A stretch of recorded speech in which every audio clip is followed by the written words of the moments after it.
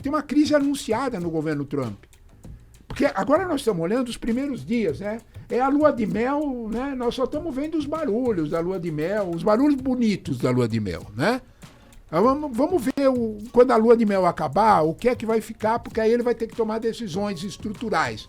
Ele vai para o lado do Musk, ele vai para o lado de só os 500 bilhões para isso, ou ele vai fechar a fronteira e tentar devolver emprego para o coitado que não tem formação universitária? Muitas pessoas estavam mencionando, é de certa forma um retorno dos Estados Unidos à política do grande porrete lá do Theodore Roosevelt, lá no início do século XX, mas que era muito centrada na ideia de fale manso, mas mostre que você tem força. E os Estados Unidos estão fazendo, mostrem força e fale firme. E nós temos que olhar a relação da formação do governo Trump pelo que ele exatamente é. Ele é um governo voltado para dar certo para uma determinada parte da sociedade americana. O Brasil não é uma prioridade, né? Pelo menos ele tem tentado demonstrar isso, né? Para a política externa dos Estados Unidos.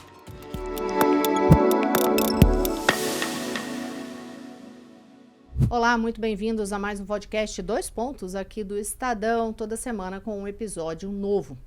O tema desta semana, o início do governo Donald Trump. Então, logo o presidente dos Estados Unidos assumiu, ele anunciou mais de 100 decretos com medidas polêmicas que prometia desde o período da campanha eleitoral. Entre elas, a deportação em massa, que gerou já uma primeira crise com a Colômbia, sinalizando parte do que deve ser a relação de Trump com os países da América Latina. Mas não foi só isso. Tem também medidas referentes a aumento de tarifas para alguns países e um anúncio trilionário para investimento em inteligência artificial. O que significa isso em toda uma discussão geoeconômica e também na geopolítica. Sobre este tema, eu convido aqui hoje para participar uma vez mais conosco, quando a gente fala de internacional, ele, o subeditor de internacional do Estadão, Luiz Ratz.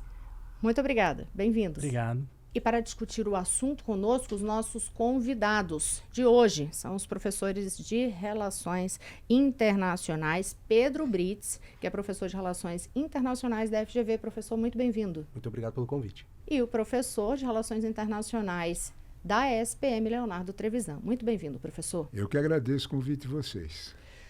Vou começar sobre essa questão da crise migratória, fazendo a abordagem inicial.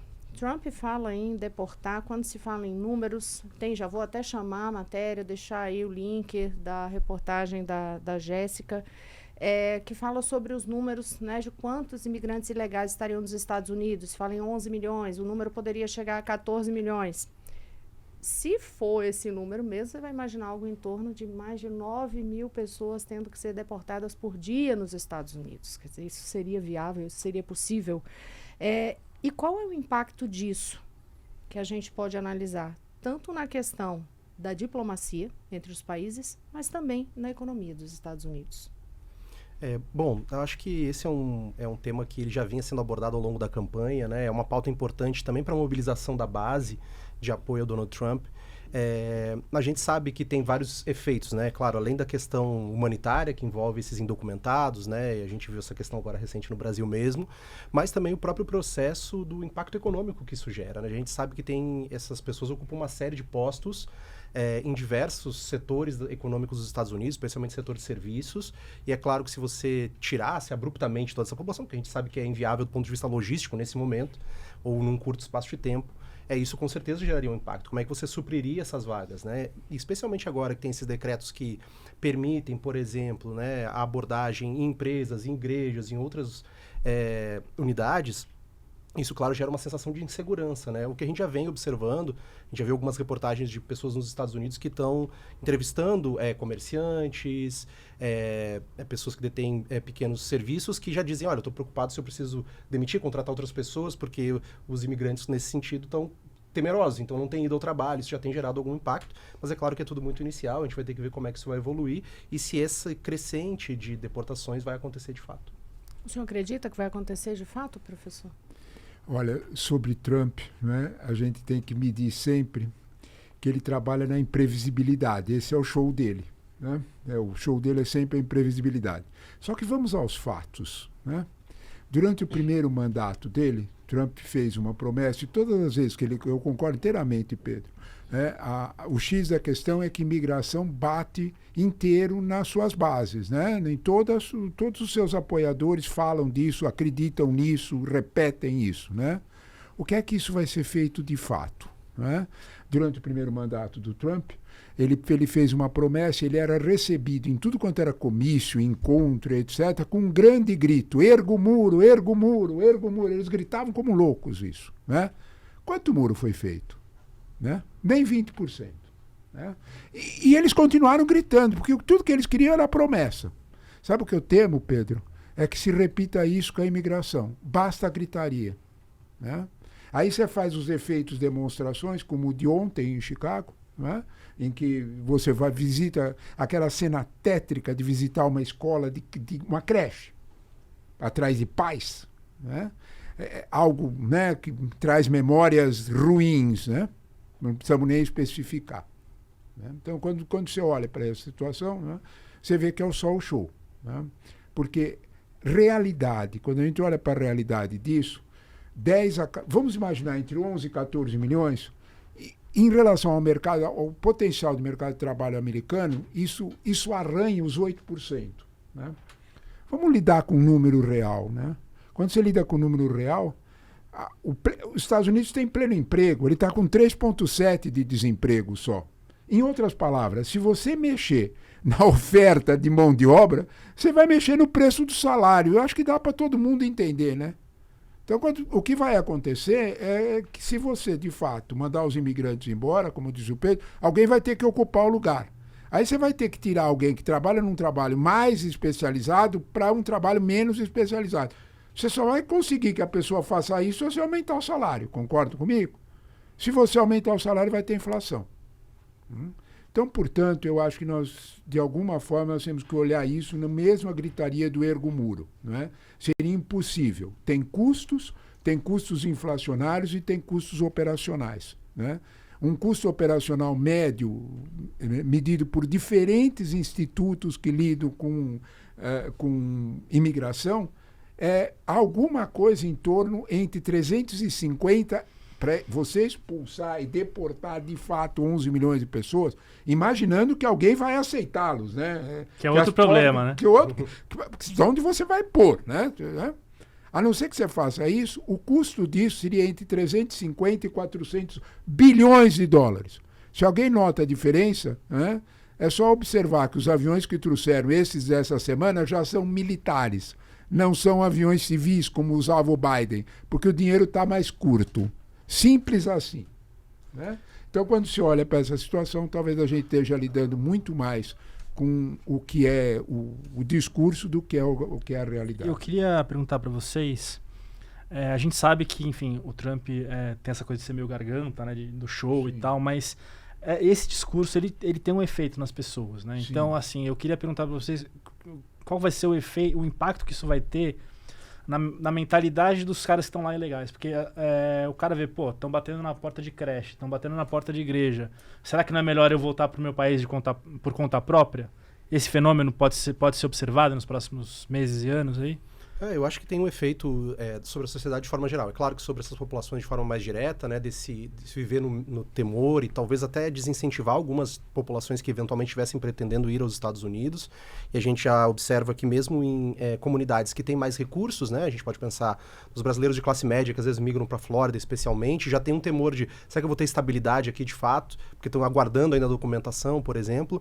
Mas eu acho que um outro efeito importante é que, mesmo que a gente possa pensar, e eu concordo com o Leonardo, né, no sentido de que você tem alguma dificuldade de fato implementar essa política, mas você gera uma onda xenofóbica muito significativa, né? Acende muito essa perspectiva anti-imigração e também cria uma sensação na sociedade de perseguição, né? Ou seja, todo mundo querendo eventualmente dedurar onde estão os imigrantes. Então, acho que essa sensação de medo que se instala E a gente vê esses temores crescentes nas comunidades imigrantes. Eu acho que é um tema bastante preocupante nesse sentido. Nesse ponto que você fala sobre o medo das pessoas e esse impulso de começar a dedurar, né? Vocês entendem que pode surgir de fato na população também um temor de elas mesmas, essas pessoas que são de lá, mas passarem a ser penalizadas mais rigorosamente também, se não dedurarem? Quer dizer, será que esse sentimento também começa a avançar? Se valer alguma coisa o pensamento histórico, né? Se história vale alguma coisa, né? Se a gente olhar, isso não é novo nos Estados Unidos. O que a nossa memória do que nós estamos sentados aqui, né? Dos que estão com essa idade aqui, é macartismo, né? A gente olha para trás e vê macartismo, mas não é só macartismo, né? Jim Crow, né? Se você lembrar das leis de perseguição racista, você provocou uma migração interna do sul dos Estados Unidos para a região de Chicago de mais de 6 milhões de pessoas. Eu estou falando de 1890, mais ou menos, até 1910. Bom, nasceu o jazz, né? Tá bom, né? Já melhorou alguma coisa, né? O jazz foi para Chicago. Agora, quando você olha de alguma forma para essa situação, né, você tem razão, Rosane, com essa tua preocupação. E aí é que está o ponto central, né, que eu acho que valeria a pena, Luiz, a gente olhar, né? Do que vive Trump? Trump não vive do que é. Trump vive do que parece. Se a gente não entender isso, nós não entendemos nada, né? Porque a realidade concreta é o seguinte. Se você olhar para ele como economista, como geopolítico, brincadeira. Se você olhar para ele como comunicador, cara, não dá... Desculpa, ele é bom. Nós temos que reconhecer. Ele é muito eficiente naquilo que ele faz como comunicador. E como comunicador, o que ele quer comunicar? Ele está comunicando esperança, ele está comunicando medo. E é muito efetivo, né? E é efetivo. Medo rende, gente. Se alguém tem alguma dúvida sobre isso, é só pensar no Hitchcock. Pô, nós não falamos dele até hoje. Não criou uma escola em cinema. Então, se a gente olha para uma situação dessa, né, o Trump é eficiente. Ele vem de uma eficiência dele. E vem dessa eficiência mesmo, a eficiência da ideia de dedurar. Da ideia do medo e do medo persecutório. Porque, por que ele criou a ideia do imigrante? Não é? Porque, na verdade, quando você olha para o imigrante como o inimigo eleito, né? Já tiveram vários na história, não precisamos nem lembrar, né? Então, se a gente lembrar como o imigrante como inimigo eleito, você tem que lembrar com quem ele está querendo conversar. Ele está querendo conversar com uma massa trabalhadora que criava uma classe média nos Estados Unidos, real, trabalhando na fábrica, que sumiu, desapareceu. Se a gente não olhar para um dado, a gente não entende como é que um comunicador bom vendeu, né, o peixe dele, né? A classe média americana, sabe aquela classe média do filminho americano, do subúrbio, as crianças, tudo. 2 carros na garagem, uma casa de 2 andares. Representava, eu fui checar, gente, porque eu não acreditei no número. Até os anos 90, até 94, 95, eles representavam 80% do eleitorado americano. Hoje eles representam um pouco mais de 50%. Sumiu. Diminuiu.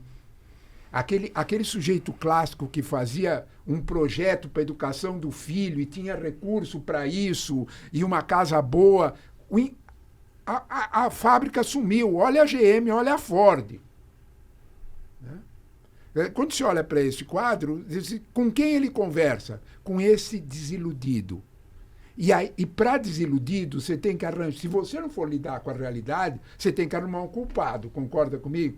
O imigrante é o que está disponível. Se você me perguntar quem é que vai querer colher agrícola, trabalhar na agricultura, desculpa a expressão tão forte, limpar o banheiro, né? Quem é que vai trabalhar nas empresas de baixíssima tecnologia? Quem é que vai atender o que vocês estavam dizendo do pequeno comerciante? Se vocês olharem para isso aí, ninguém quer esse trabalho. O americano clássico. É um trabalho de quanto? De $1.000 mês? Nem isso? $12 a hora. $12 a hora? O salário mínimo, pelo menos na Pensilvânia, onde eu cobri a eleição, era $12 a hora. Se você olhar o outro salário mais... Pensa Nebraska. Nebraska deve ser 8. Os estados menores deve ser menos, né? Menores. Quando você olha para essa realidade, quem é que vai aceitar isso? Aí a gente faz a pergunta concreta, né? que é o que vocês estavam dizendo, gera duas situações, né? Primeira, a situação persecutória, né? Porque eu tô desamparado, eu perdi a casa, eu não consigo ter uma vida melhor do que a dos meus pais, esquece. Vou dedurar meu vizinho. Eu vou dedurar meu vizinho. Eu culpo a ele pelo meu fracasso. Comunicador bom lida com isso, né? A gente não precisa nem lembrar os outros que usaram a mesma coisa. Tinha uns bigodinhos, né? Então, quando a gente olha para essa coisa, né? Dá para entender o Trump e dá para lamentar, né? Mas agora, de fato, ele é eficiente.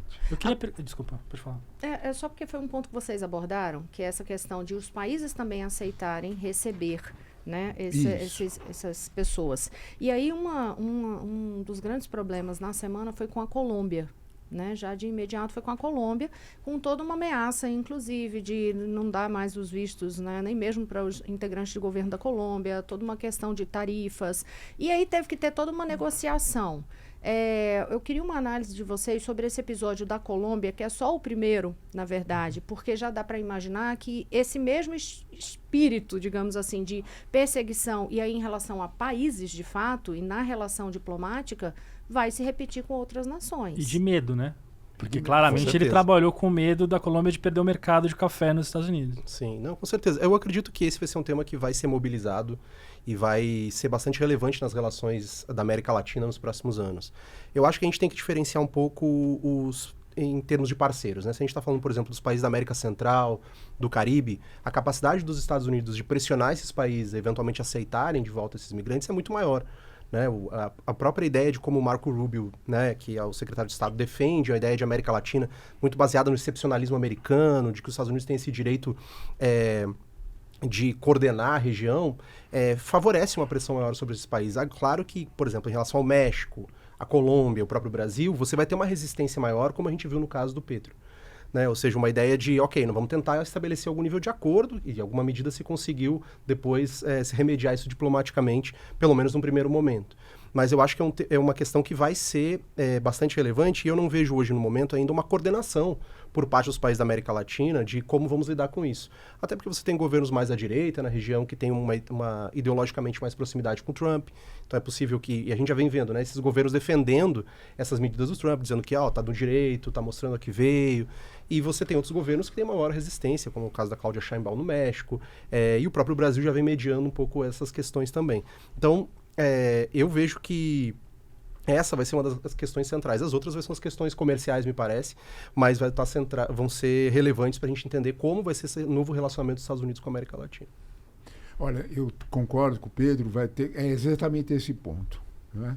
Eu acho que a gente tem que olhar o episódio Colômbia dentro dessa dimensão, de uma dimensão maior, não é? E qual que vai ser o espaço da América Latina. E aí nós vamos ter que entender que a América Latina, de alguma forma, de novo se precipitou. Né? Nós não podemos deixar isso de lado. Né? O que aconteceu? Né? Se você olhar os outros aliados americanos, né, todos eles que olharam para as políticas do Trump, eles se puseram os pés para trás e ficaram na deles. Eu estou falando de gente com os PIBs que tem, incluindo China. Né? Todo mundo ficou na sua. Vamos esperar um pouquinho para ver essa situação. Né? O que aconteceu é que, de fato, o governo de Gustavo Petro, desculpa a expressão, mordeu a isca. Não precisava. Se precipitou, né? Se precipitou. Né? E aí ele fez exatamente aquilo que o Trump queria que ele fizesse. E foi exatamente no território mais frágil. Porque você tomar uma atitude como essa com a Alemanha, com o Japão, com Coreia... Mesmo o Brasil ou o México, né? Brasil ou México tem interesses, tem integração de cadeia produtiva aqui e lá. Colômbia era um prato feito, não é só café, né? 38% da exportação colombiana é um tipo específico de petróleo que eles não vão ter para quem vender. Então, quando você olha para essa situação, a Colômbia se precipitou. Né? A Colômbia se precipitou, mordeu a isca e se prestou exatamente aquilo que o Trump queria fazer. Esse é o ponto, sabe, Pedro? Eu tenho uma sensação que o Trump usou a Colômbia para dar o recado. É deste jeito que eu vou fazer as minhas relações internacionais. Caiu como uma luva. para ele dar um recado de força, um recado de desobediência absoluta às regras internacionais. O Trump passa o tempo inteiro uma noção, né? Aquele professor, o Alexander Keysar, de Harvard, achou a medida certa, foi o primeiro a dizer isso, né? A lógica para a gente entender Trump é que ele está dispensando relações internacionais baseadas em regras. É isso. Né? E ao fazer isso, ele encontrou um prato cheio na Colômbia para esse tipo de situação. Se alguém tem alguma dúvida sobre isso, né, observa. A crise toda durou menos de um dia, menos de 24 horas. E a porta-voz da Casa Branca, a Caroline Lipset, usou uma linguagem absolutamente não diplomática. Agressiva, né? Agressiva, para dizer o presidente Trump vai defender de forma formidável os interesses americanos. Nós estamos dizendo que esta será a forma pelo qual nós vamos lidar com o mundo. Usou a Colômbia, por exemplo. Eu quero ver fazer isso com a China, né? Ou mesmo com a Alemanha. Mas a Colômbia se prestou. Se prestou exatamente para ele dar o tom inicial dos primeiros dias, na primeira semana. Ele estava precisando desse tom inicial, né? Ele arriscou isso, dar esse tom inicial, tentando vender que ele ia pressionar Egito e Jordânia a aceitarem 1,5 milhão de palestinos. E não colou, né? Não deu, né? A Colômbia se prestou a fazer isso nesse momento, né? Então, se a gente não olhar para esse quadro, a gente não olha para os recados dados ao mundo. E aí eu concordo inteiramente com você. O jeito pelo qual ele olha para a América Latina. Eu acho que é bem por aí, assim, pensando na perspectiva dos Estados Unidos, eu acho que só tem uma questão que a gente tem que observar, né? Que hoje não é um mundo em que os Estados Unidos não tem concorrentes. Sim. Então você viu essa sinalização, viu essa pressão sobre a Colômbia, o embaixador chinês já mandou uma mensagem, estamos prontos para cooperar com a Colômbia, aumentar nossas relações com a Colômbia. Então, Se isso precisar, a gente começa a tomar café. E tem aumentado mesmo na Ásia, de fato. Então, eu acho que hoje, apesar de, claro, ser efetivo, especialmente para a base de apoio e para dar esse recado dessa imprevisibilidade histórica que ele já demonstrou no primeiro governo, você vai ter que mediar. E também serviu a conseguir mobilizar uma reunião da CELAC, que ainda é inicial. A gente não sabe o que de fato vai acontecer a partir dessa reunião. Acho pouco provável que saia alguma medida efetiva. Mas, se você for ver na base de apoio dos governos mais progressistas, à esquerda na América Latina, teve uma ideia de não, a Colômbia conseguiu vencer. Então, no fim das contas, os dois conseguem gritar vitórias dentro desse contexto. Sim, a Colômbia também falou para o público interno. Exatamente. Agora, eu penso, né, que você, Pedro, levantou um assunto que eu acho que é fundamental, né? Qual foi a ameaça para a Colômbia? Tarifa. Né? A ameaça para a Colômbia foi tarifa. Esse é o ponto, né? Eu acho que aí é que está, né? A China chegando imediato, né? Junto, né? Não foi. Assim que os americanos a pressionaram, o embaixador chinês foi lá, ofereceu. Eu acho que nós temos aí um jogo muito interessante. E nós temos que olhar a relação da formação do governo Trump pelo que ele exatamente é. Ele é um governo voltado para dar certo para uma determinada parte da sociedade americana. Está na foto inesquecível da posse. Estão lá os 6 das Big Techs, né? Se o DeepSeek vai acertar isso ou não, ontem, né, a Bolsa já regulou. Mas, de alguma forma, quando se olha para essa situação, né, a China está, de algum modo, fazendo um contraponto. A China está dizendo, olha, eu posso oferecer uma alternativa. O problema é que isso tem um reflexo interno na composição do governo do Trump. Nós temos que entender isso, para separar as coisas. O governo do Trump é tudo isso que nós estamos falando, ele joga para a plateia, tudo isso.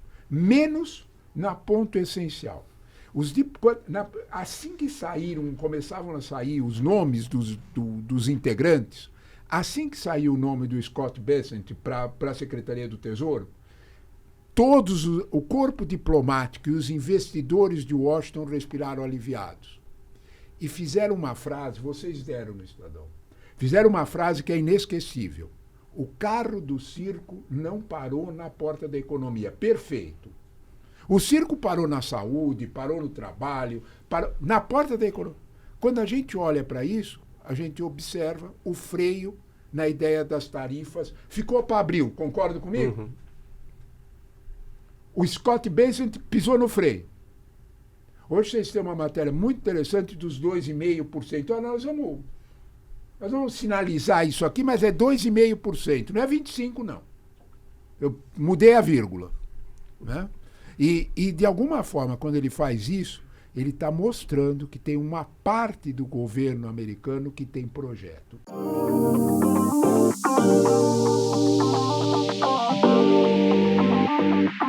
O professor falou da foto, eu vou chamar a foto aqui, só para quem estiver acompanhando a gente lembrar o que era essa foto, e a gente até pode falar um pouco mais sobre ela.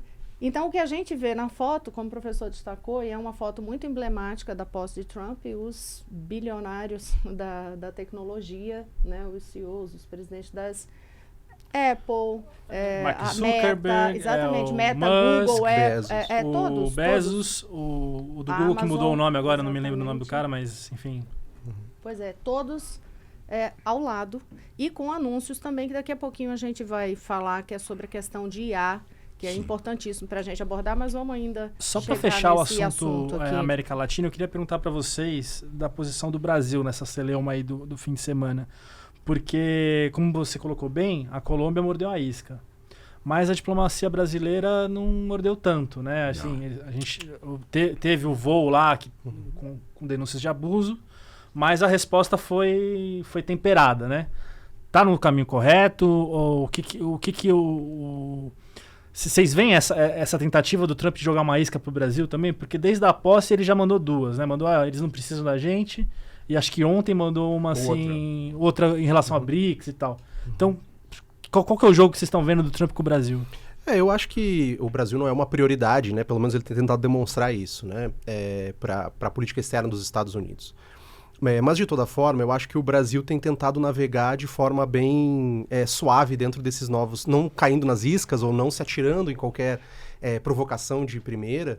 E eu acho que a gente já vê alguns movimentos do Brasil apesar disso, né? A própria conversa do Putin com a Cláudia Sheinbaum, a própria conversa do Lula com o Putin e com a Cláudia Sheinbaum, as duas conversas, porque, eu até pegar a frase do Celso Amorim mesmo, né? Não acredito muito em coincidências, né? Assim, em termos de política internacional.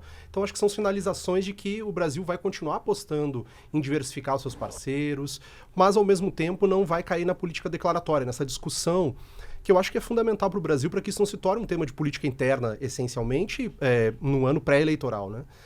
Então, me parece que o Brasil vai tentando diplomaticamente aparar essas em alguns tópicos que eles são sensíveis. E da parte dos Estados Unidos, eu acho que os Estados Unidos, embora o Trump eu não veja que ele entenda o Brasil como uma prioridade, como eu mencionei antes o Marco Rubio, eu acho que ele é um caso, porque ele tem uma agenda pessoal de eventualmente ser um presidenciável. E para ele a América Latina é um ponto fundamental. Então eu acredito que talvez nesse sentido você vai ter duas linhas, né? Uma linha mais do Departamento de Estado, com uma maior pressão sobre a América Latina e talvez aí demandando uma maior atenção por parte do Brasil, e o Trump priorizando essas relações mais diretas com a China, por exemplo, que são centrais para a economia e para a política americana. Eu penso que quando a gente olha para esse exemplo, Luiz, eu concordo com o Pedro, o Brasil não é prioridade, né?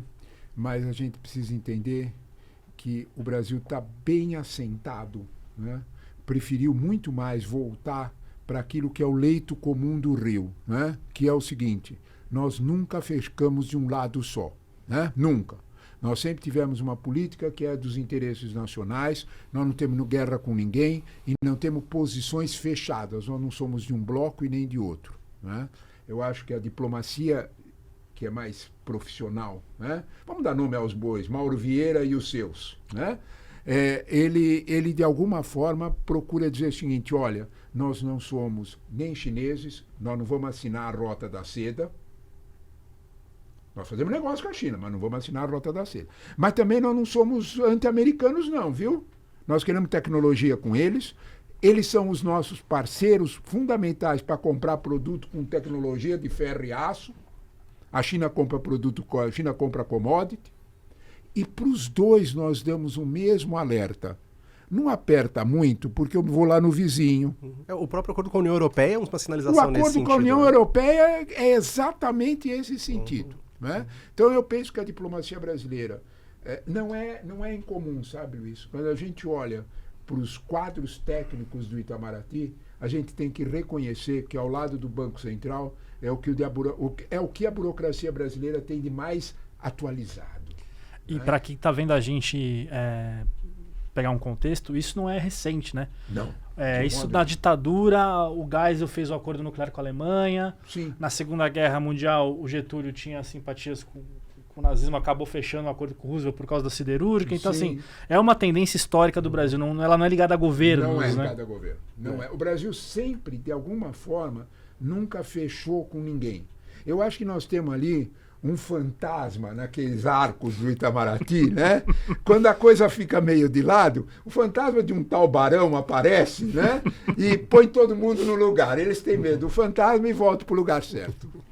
Deixa eu ainda nessa questão, eu vou resgatar aqui uma frase, pegar as aspas específicas, quando o Trump fala nessa questão da relação do Brasil e também sobre a China, quando o presidente dos Estados Unidos diz o seguinte: a China é um grande criador de tarifas, assim como a Índia, o Brasil e muitos outros países. Não vamos permitir que isso continue, porque vamos colocar os Estados Unidos em primeiro lugar. Eu quis trazer essa frase, são aspas, né, literais do discurso do Trump na segunda-feira 27, para entender, de fato, quer dizer, para aprofundar um pouco mais essa questão tarifária, porque ele deixa muito clara essa ameaça de aumentar tarifas também, ter essa reação, e já prometendo, não só nesse caso de Brasil, que, como vocês disseram, não mordeu a isca de imediato por todo um trabalho diplomático que é feito aqui, mas na expectativa até mesmo lá do lado, Canadá, enfim. E ainda vou jogar mais um ponto aqui, tudo ao mesmo tempo.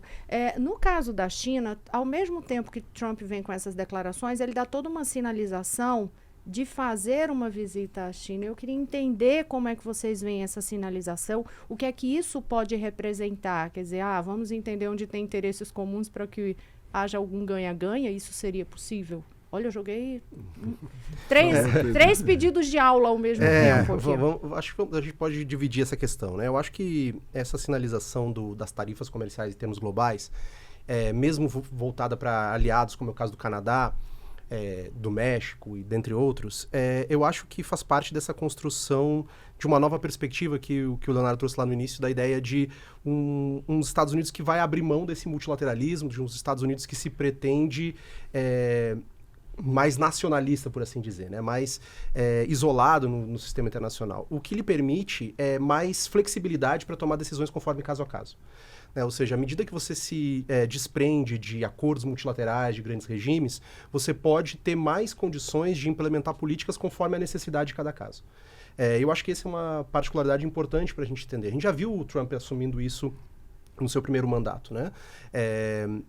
E eu acho que aqui nesse contexto recente, o que a gente observa, né, a saída da OMS, né, da Organização Mundial da Saúde, a saída do Acordo de Paris, já dão indicativos de que, ok, eu vou me manter dentro do multilateralismo em acordos que eu, pelo meu cálculo pragmático, eu entendo que eu tenho benefícios, como é o caso do Conselho de Segurança.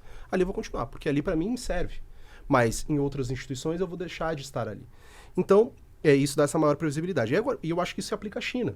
Porque no caso da China, em que pese, né, você tem as rivalidades que são estratégicas com a China, né, elas são já há mais de uma década consolidadamente, né, um desafio de Estado para os Estados Unidos, você também tem uma interdependência que é bastante significativa. Em muitos setores econômicos, ainda, né, apesar de isso vem mudando nos últimos anos, ainda existe. Então, o fato de você ter essa dependência abre espaço para que você tenha algum tipo de diálogo. Adiar para abril, eventualmente, a imposição de tarifas, é uma sinalização de, ok, vamos ver como é que as coisas caminham. Até teve uma pesquisa que saiu do Conselho Europeu de Relações Externas, e eles fizeram uma pesquisa sobre a percepção doméstica de como as populações desses países viam como benéfica a eleição do Trump ou não. Quais países viam como mais benéfica. E, curiosamente, na China, viam o Trump como um ótimo sinal para a China. Justamente porque ele também abre espaço para a China poder se internacionalizar ainda mais, ter mais espaço de diálogo com outros países. Então, eu acho que vai ser vai se medindo à medida como as coisas vão acontecendo. Os Estados Unidos vai mediando, ok, posso avançar um pouco nessa cooperação, em determinadas áreas, mas apesar de tudo isso, eu não consigo ver que essa cooperação vá avançar a ponto de que essa competição seja deixada para trás. Não consigo ver isso nesse momento. Olha, eu acho que concordo, Pedro, mas eu acho que você levantou uma questão essencial, viu, Rosana, que é a gente entender, né, que toda essa diatribe, toda essa gritaria do Trump, ela tem um sentido, tá? Ela não é gratuita. Tá? A gente precisa entender que o governo Trump tem compromissos. O governo Trump tem favores a serem devolvidos, né? Se vocês me perguntarem que o governo Trump tem um daqueles piacere do poderoso chefão, eu vou dizer para vocês que é verdade, né? Quando a gente olha para sair do Acordo de Paris, quando a gente olha toda a costa virar as costas para tudo que é energia limpa, quando a gente olha até mesmo olhar para o Elon Musk e dizer para ele, segura a tua Tesla, né? É porque ele não tem compromisso só com aqueles 6 da fotografia que vocês mostraram. O compromisso que ele tem que atender é com a indústria petrolífera, que foi o segundo grande financiador. Eles são muito hábeis para se esconderem, né? O pessoal do Vale do Silício é muito jovem. Gosta de aparecer, né? O pessoal do Vale do Silício, né? O pessoal do petróleo tem 1 século de experiência, né? Então eles ficaram para trás, mas cobraram tudo. Então quando você olha para isso aqui, é a sobrevivência da energia fóssil, né? Então, quanto for possível, com todos os riscos que nós temos, né? Então, nesse quadro, a gente tem que entender isso. É o mesmo quadro com a OMS. Quando a gente olha para a saída da OMS, a gritaria da OMS, ela é irreal, ela é absurda se você não for em alguns setores da indústria farmacêutica que tem altos interesses em que a supervisão da OMS seja de outro perfil. Se não olhar para isso, a gente não entende o que é que está acontecendo com o governo Trump, né? Porque a gente tem uma ideia que o governo Trump é só uma gritaria. Não é uma gritaria, é uma gritaria organizada, né? Enquanto alguns gritam, alguns ganham dinheiro, né? E, principalmente, a gente tem que olhar o que é o calcanhar de Aquiles dessa história toda. Eu não quero puxar o tema que você já mencionou, né? Com China a conversa é outra, Rosana. Com China a conversa desculpe a minha colocação, viu, Pedro, mais enfática, né? Meus alunos até me cobram depois duro isso aí, né? Porque eles escrevem na prova de outro jeito, pior do que eu falei, né? Não é guerra comercial, gente. Guerra comercial é brincadeira. Guerra comercial é a indústria de ontem. Guerra comercial é quem fabrica torradeira, quem fabricar cobertor, fabricar terno. O capitalismo já ganhou dinheiro com isso. A gente precisa olhar aqueles 6 da fotografia. Quando a gente olha para os 6 da fotografia, é que a gente olha o teor da briga com a China. O teor da briga com a China é tecnológico, não é comercial. É o fato real, né, de onde é que o dinheiro está, né, e onde é que o poder de amanhã estará. É essa a questão, né?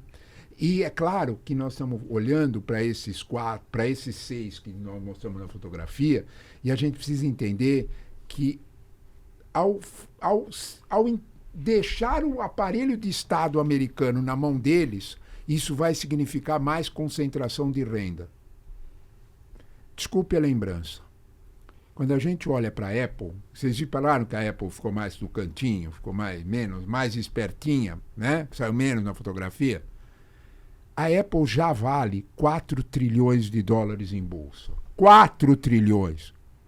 Para o meu aluno entender o que quer dizer isso aí, eu lembro para ele que o PIB da Alemanha, que é o terceiro, é 4,3. O do Brasil é 1, né? Do Brasil não, o Brasil é 2,1. 2,1. Porque o Brasil está naquela faixa de renda média de 2 trilhões. Então é o dobro do PIB do Brasil. É o dobro do PIB do Brasil, é o PIB da Alemanha. Uma empresa.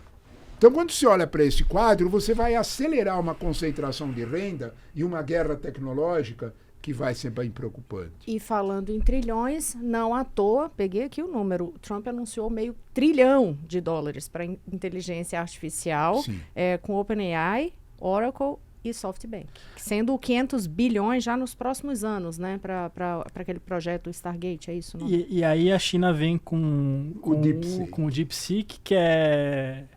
Eu nem sei porcionar o quanto ele é mais barato que o... 6 milhões. 6 milhões. 6 milhões, aquilo que a Não é que é 6 OpenAI milhões mais barato, ele custou 6 Ele custou 6 milhões, ele 50 quer... vezes mais barato. Ele quer... 50 vezes. Ele quer gastar 500 e aí a gente entra numa discussão de eficiência, né? Se a tecnologia de IA da China é muito mais eficiente do que a americana, as empresas americanas estão indo para um caminho errado, né? Olha, nesse caso, sabe, eu penso, desculpe, viu, Pedro, me ajuda aqui a pensar Eu nem nisso estou na aí. minha área, já estou entrando na área do Romani aqui, mas...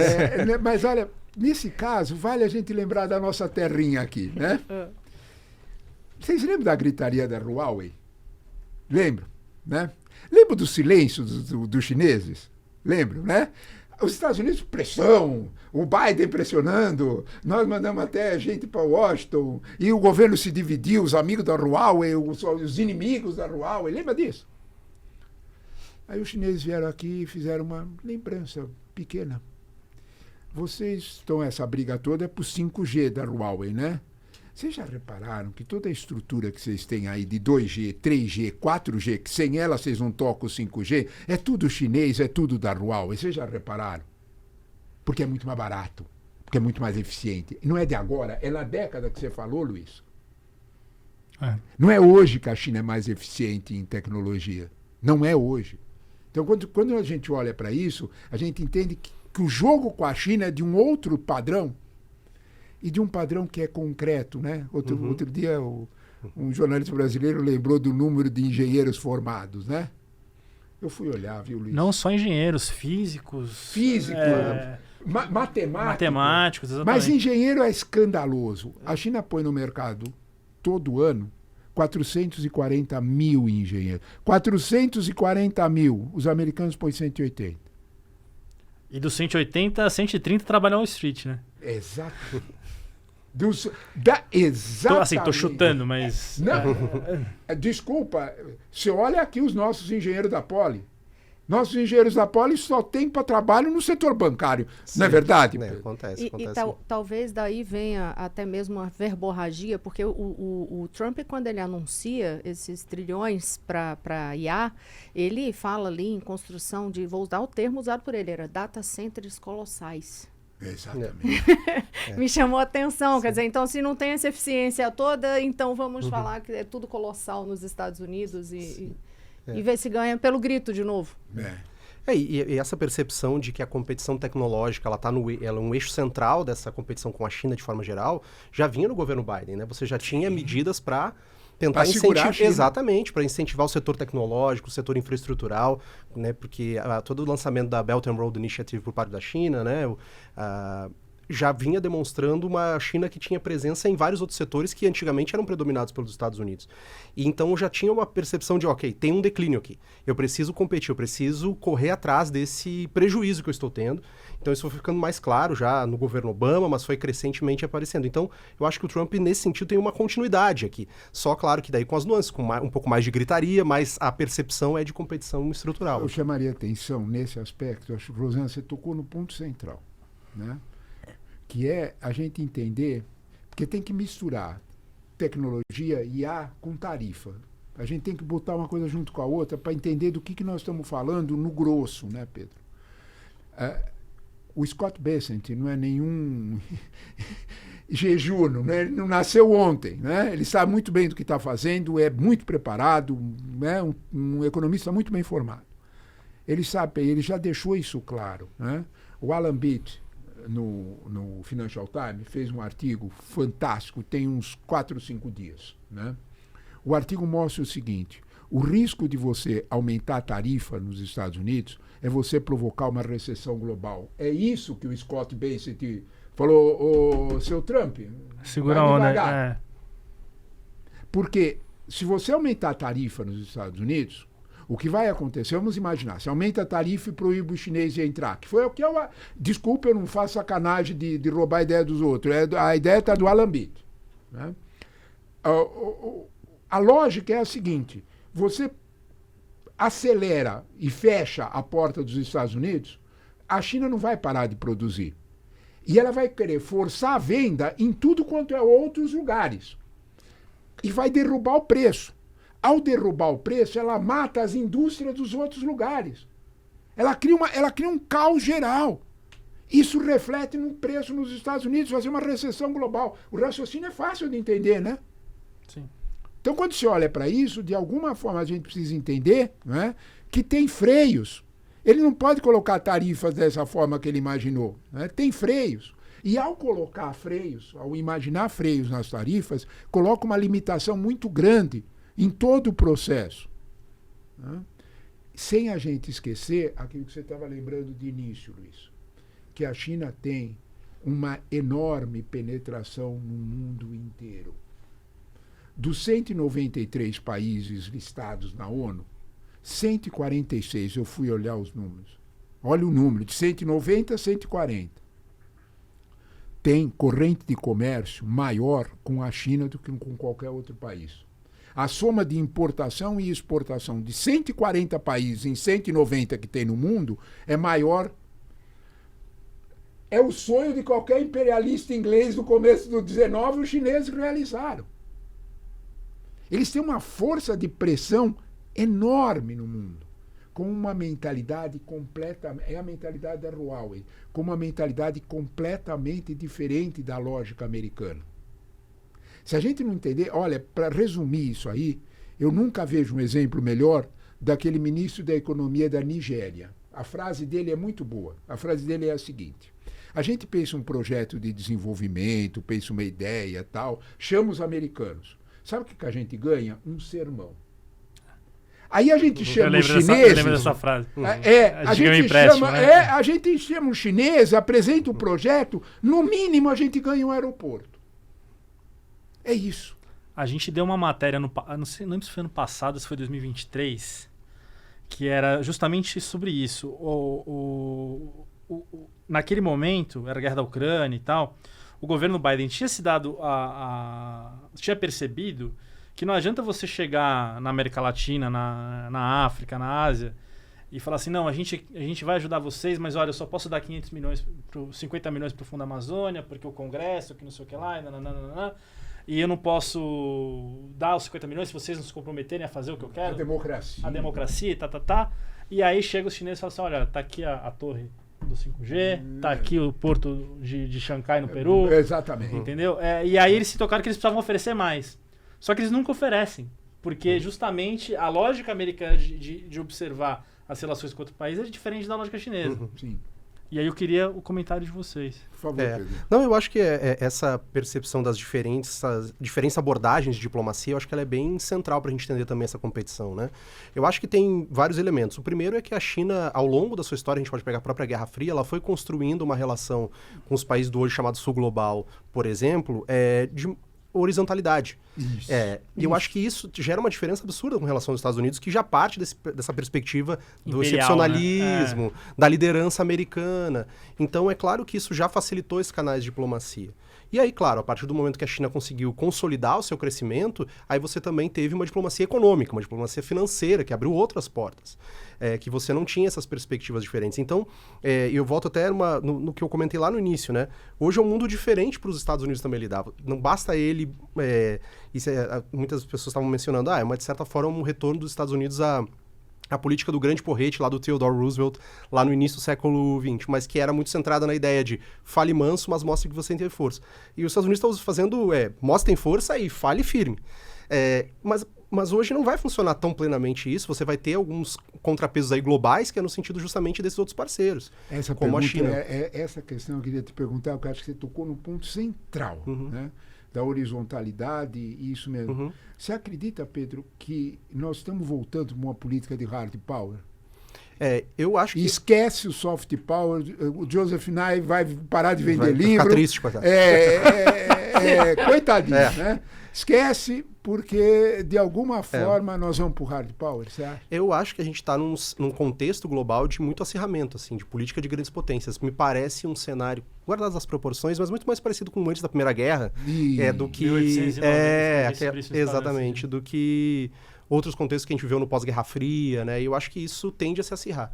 Pra gente, se a gente quiser ficar assustado, né? A era da globalização, esses últimos, entre 95, 96 até 2010, essa era da felicidade, todo mundo viajando, tinha cara de Belle Époque, não tinha? Tinha que colocar. Deixa eu aproveitar e chamar também, já colocar também na descrição aqui do vídeo, o Hatz falou, escrevi sobre isso esses dias, é o artigo do Hatz, estou procurando ele aqui, ele diz o seguinte, Make America Imperialist Again.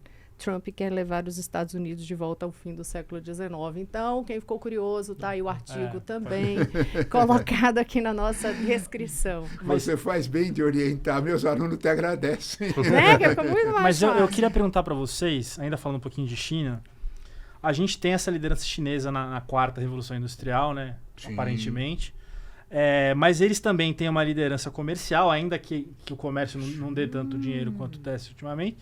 E está começando ali a querer rivalizar com os Estados Unidos do ponto de vista militar. Claro que, assim, o exército americano é um colosso, né? Não dá, em termos de investimento, é muito dinheiro. Mas a marinha chinesa Você tem toda... já está crescendo em termos de porta-aviões, em termos de marinha mercante também crescendo muito. Então, eu queria... quando que vai empatar essas duas superpotências ali do ponto de vista econômico e militar? Eu acho que não é um processo simples, né? Assim, pela predominância militar dos Estados Unidos. O que a China tem feito um processo de modernização, de fato. Até de armas nucleares. De reforma da sua doutrina também nuclear, da modernização de como operam as forças. E o que a gente tem visto é que a China tem se preparado para eventuais conflitos com os Estados Unidos em teatros específicos, em lugares específicos. Então, é o Estreito de Taiwan, eventualmente ali na frente o Mar do Sul da China, mas ainda não numa perspectiva de projeção global como a Marinha dos Estados Unidos faz ainda.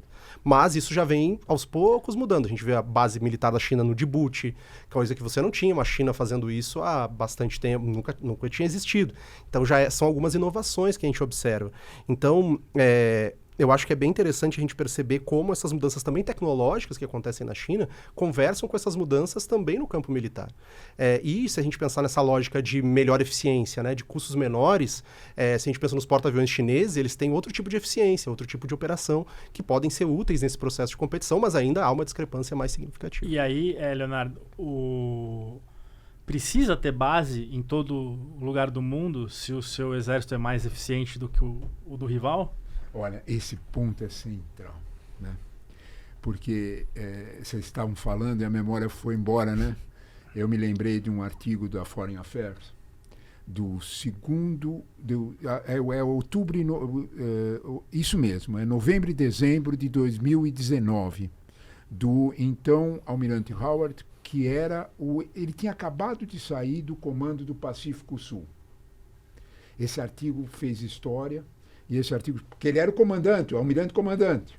E o artigo dizia basicamente o seguinte: olha, numa guerra hoje, no Mar do Sul da China, uma guerra convencional no Mar do Sul da China, a Marinha Americana perde. E perde pelo fato de que a Marinha Chinesa, ao invés de construir porta-aviões, construiu, é um negócio fantástico, ilhas artificiais. Por todo o Mar do Sul da China, o que desequilibrou o jogo. Né? Então, quando se olha para isso, usou tecnologia, usou amparos reais. Né? Então, a Marinha Mercante com o Porto de Xangai, daqui a 10 anos, se nós estivermos sentados aqui nessa conversa, a maioria de nós aqui vai usar expressões em mandarim.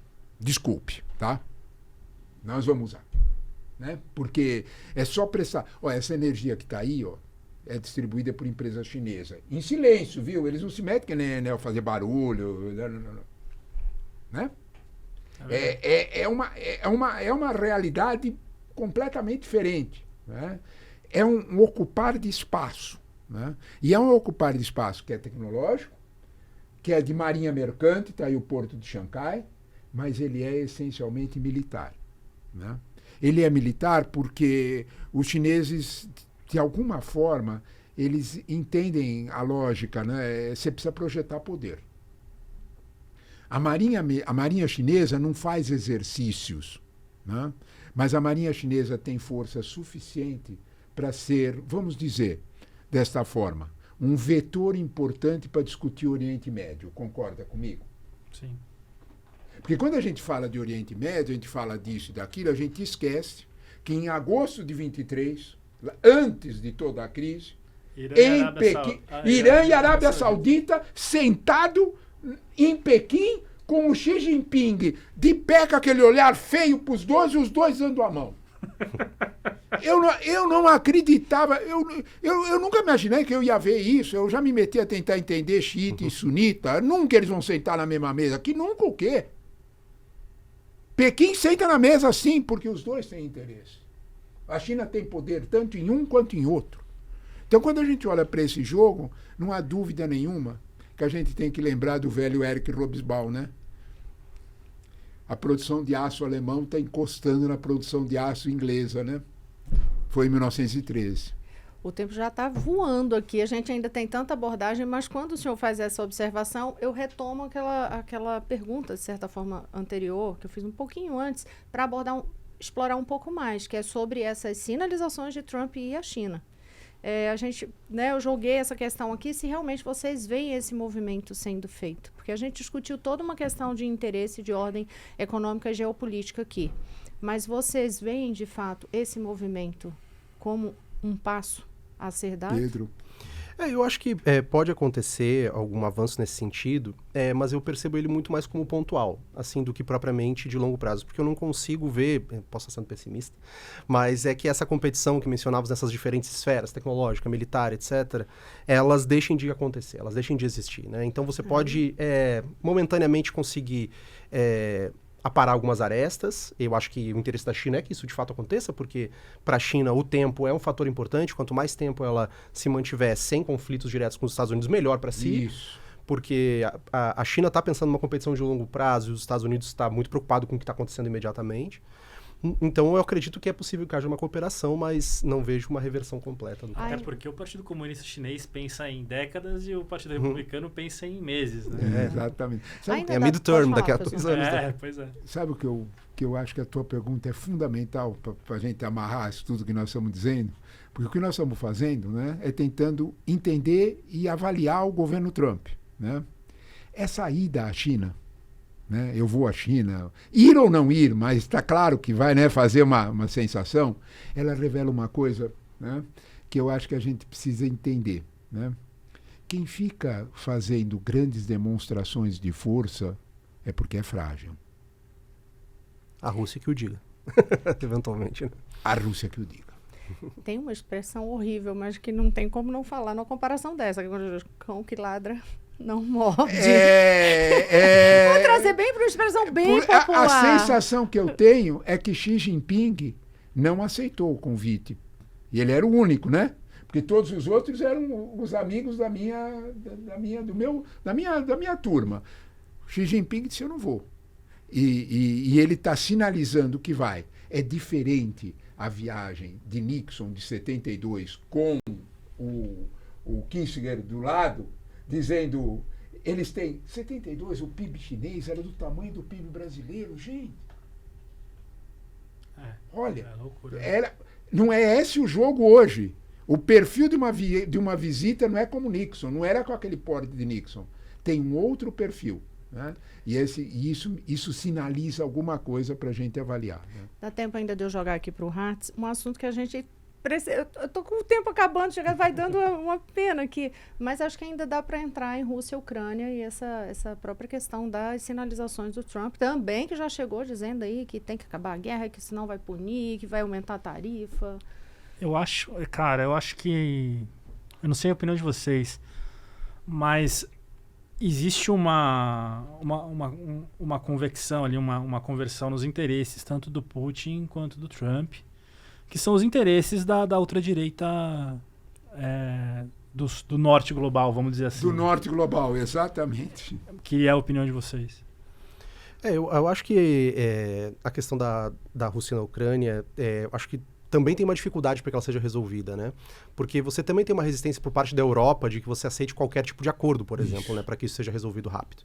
Então, eu acho que é um desafio, se ele de fato quiser implementar isso, conseguir, num curto espaço de tempo, ser um fator decisivo para isso, né?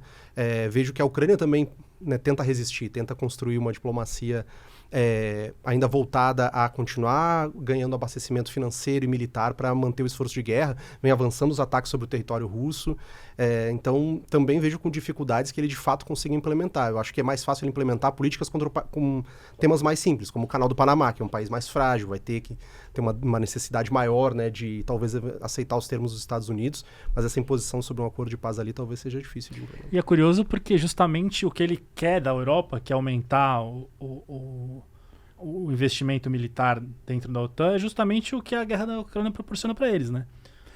Porque problema, na verdade, é que a Polônia tem aumentado o gasto militar, a Alemanha tem aumentado o gasto militar, acho que a França também. Então... Quando a gente fala aumentar o gasto militar, vamos dar nome aos bois, quer dizer, comprar equipamento da indústria militar americana. Pois é. Agora, sobre a guerra da Ucrânia e Rússia, a gente precisa entender dois fatos que eu acho que é bastante presente. Primeiro é o jogo que a Europa faz. A extrema-direita europeia, ela namora o Putin, namora essa relação, mas com cautela, né? Se você sentar, talvez uma cautela feminina muito aproveitável nesse caso, né? Se você sentar com a Giorgia Meloni e com a Marine Le Pen, os dois vão dizer, vamos devagar com Putin. As duas vão dizer isso, né?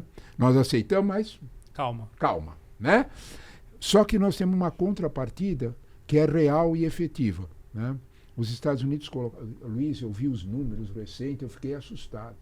Os Estados Unidos gastaram, no ano passado, com a Ucrânia, 17 bi em armamento e gastaram 6 com o Oriente Médio. Olha a diferença. Então, é pesado, né?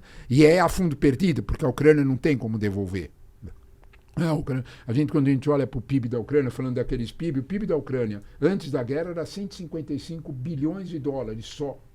1/10 do PIB russo, que era de 1,5 trilhão. Então, quando você olha para esse quadro, e tem uma posição, sabe, Pedro, que eu acho que é interessante a gente olhar, né?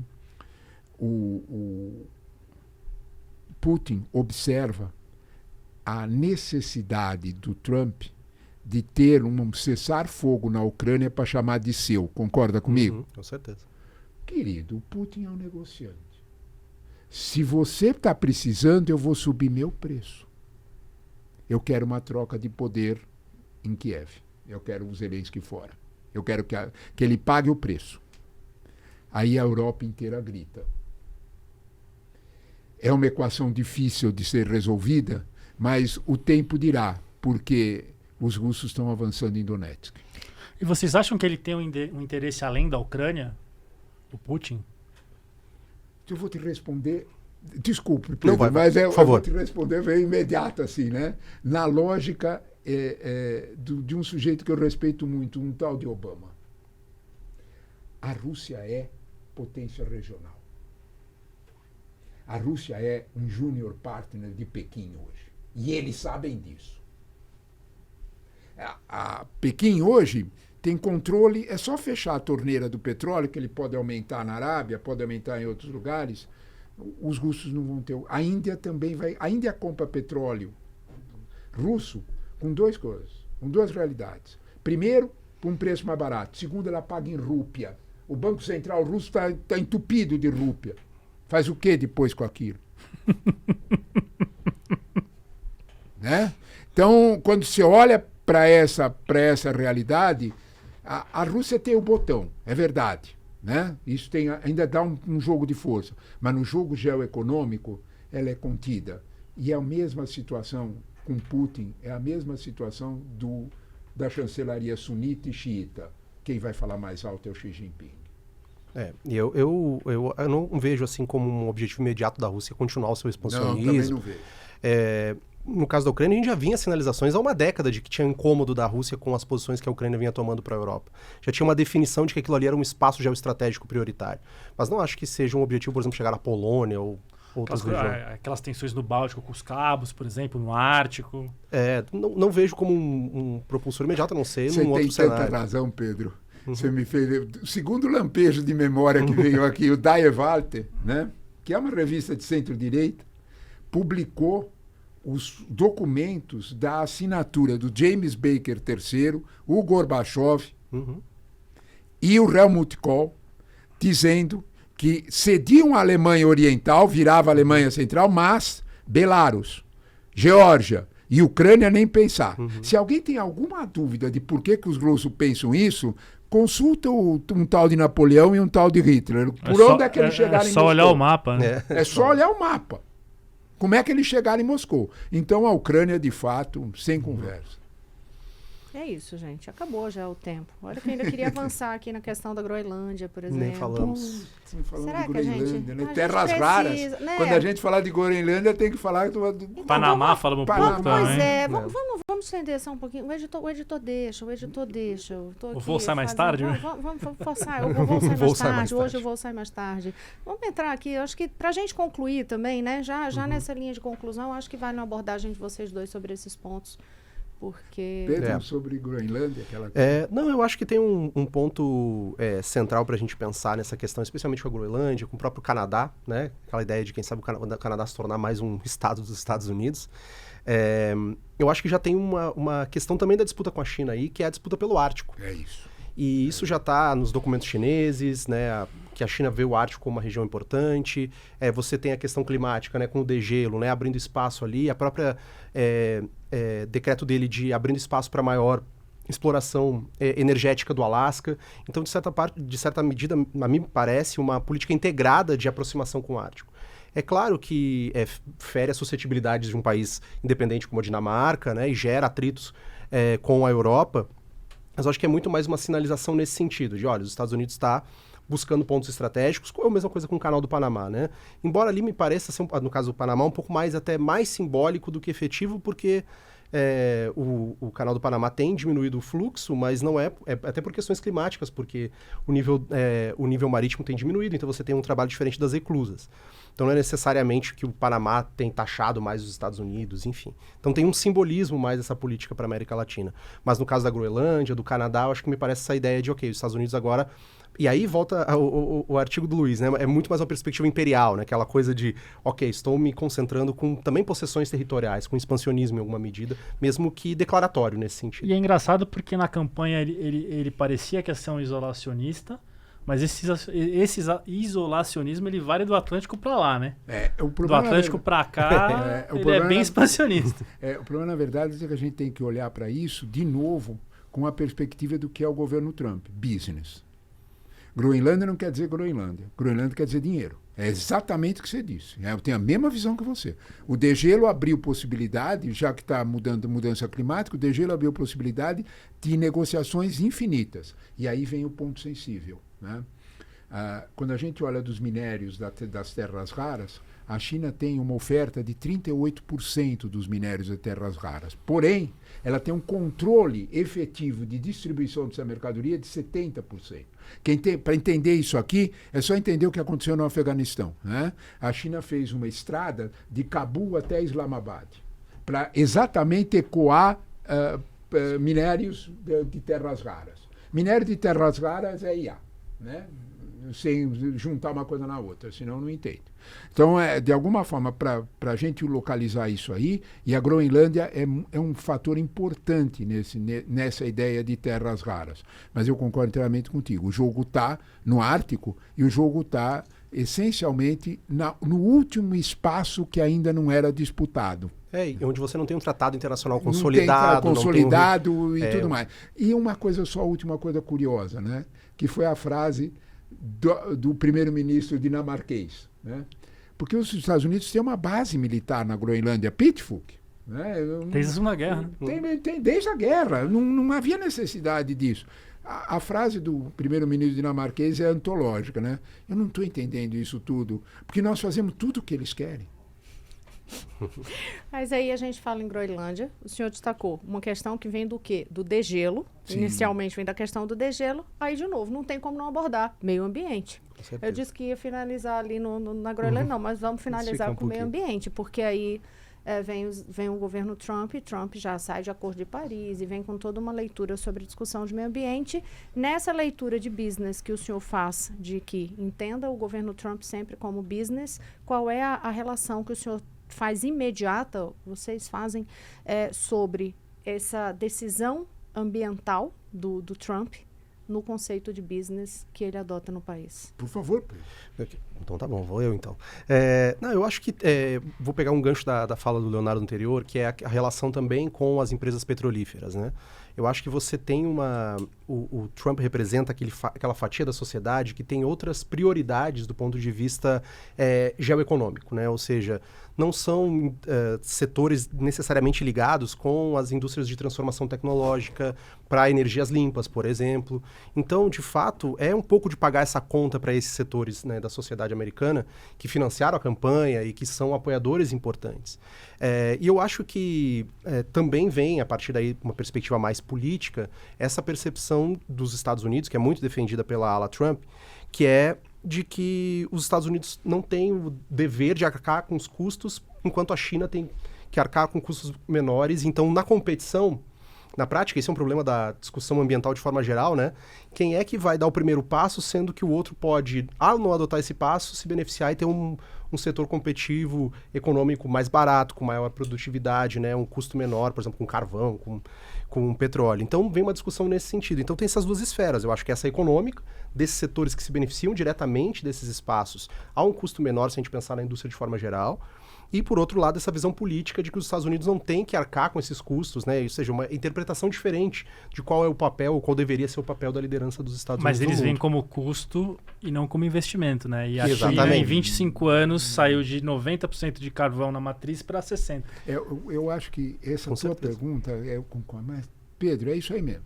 Mas a tua pergunta leva a gente, aí precisaria ser outro programa, leva a gente a fazer uma discussão sobre a solidez estrutural do governo Trump. A gente olha para o governo Trump com um lado só, né? A gente olha para a foto dos 6 na IA. E tudo em torno do... Vamos pensar assim, a influência do Elon Musk. Desculpe, não é só isso. Tem uma crise, tem uma crônica de uma crise anunciada. Eu não vou falar em morte, mas é uma crônica de uma crise anunciada. Tem um governo Trump Elon Musk, mas tem um governo Trump que foi o que arrancou os votos de Vance, que representa o camarada de Ohio, que representa o camarada de Nebraska, que representa aquele americano médio que não fez universidade e que não consegue ver futuro. E para esse, quando você fala de crise climática, de soluções de crise climática, deixa ele mais ainda desempregado, ele menos esperançoso. O futuro é pior ainda para ele quando você fala de solução climática. Então, tem uma crise anunciada no governo Trump. Porque agora nós estamos olhando os primeiros dias, né? É a lua de mel, né? Nós só estamos vendo os barulhos da lua de mel, os barulhos bonitos da lua de mel, né? Vamos ver quando a lua de mel acabar, o que é que vai ficar, porque aí ele vai ter que tomar decisões estruturais. Ele vai para o lado do Musk, ele vai para o lado de só os 500 bilhões para isso, ou ele vai fechar a fronteira e tentar devolver emprego para o coitado que não tem formação universitária. Aí a questão climática vai aparecer por inteiro. As escolhas na questão climática vão aparecer por inteiro. E a China vai estar só olhando. Professor, muito obrigada. Já anotada a sugestão de tema para mais um programa. Vou aproveitar, sempre vou fazendo um comercial aqui dos nossos outros programas, já estou falando sobre essa questão. A gente tem um programa especificamente sobre o Elon Musk, então também fica aí o link na descrição, e que tem até um momento curioso que a gente fala, que é bem nessa abordagem que o senhor está falando, assim, qual vai ser o espaço para 2 sóis. Né? Porque não tem 2 estrelas ali, o Musk e o Trump, mais 2 sóis. Se em algum momento isso aí explode, se choca, então a gente tem um programa somente discutindo isso. Temos também a questão da disputa, né, a corrida em relação à inteligência artificial e como que isso está no mundo e como que isso coloca essas forças de China e de Estados Unidos também aí na descrição. Olha, os alunos de vocês vão ter muitos conteúdos para ir aprofundando. Então, tudo aí na descrição. Então, vou já agradecer, já anotado as dicas para os próximos programas aqui. Sempre muito bem-vindas as sugestões. Deixem as sugestões de vocês também. Agradeço uma vez mais a participação do Luiz Hatz, aqui, que é o subeditor de Internacional do Estadão. Obrigada, Hatz. Olha, esses programas com vocês aqui são sempre grandes aulas. E eu sempre falo, quando o Hatz vem, é uma aula permanente também, as conversas antes, depois. E, claro, quer ter essas aulas também com conteúdo sempre exclusivo, aproveite e assina o Estadão para acessar as colunas do Hatz. Aponta o celular, a câmera do celular aqui para a nossa tela, aproveita e assina o Estadão com desconto, QR Code já aqui, já aproveita e tem material exclusivo aí, reflexões sempre ao longo de toda a semana com o Hatz. E claro, aqui o podcast toda semana, quarta-feira, com conteúdo novo. Agradeço aos nossos convidados de hoje, Pedro Brites, professor de Relações Internacionais da FGV. Muito obrigada, professor. Muito obrigado, um prazer conversar, Leonardo, Luiz. Acho que é um tema quente, vai ter que fazer mais edições, Rosiane. Professor Leonardo Trevisan, professor de Relações Internacionais da ESPM. Muito obrigada também. Eu é que agradeço o convite e a excelente conversa com o Luiz, com o Pedro, contigo, Rosiane, porque de alguma forma a gente sai daqui diferente do que entrou. Isso é muito legal. Que muito coisa obrigado. boa, é muito bom ouvir isso, porque aqui no Dois Pontos você sabe, tem sempre dois convidados que não precisam ter pontos de vista antagônicos, podem ser complementares, porque a ideia é essa, é fazer a gente refletir, sair um pouco diferente e ajudar você a ter o próprio ponto de vista. Curtiu, gostou? Dá seu like, é super importante pra gente, compartilha o link, chama mais gente para conhecer, leva para as salas de aula e os grupos de debate e a gente te espera aqui na próxima semana. Até lá.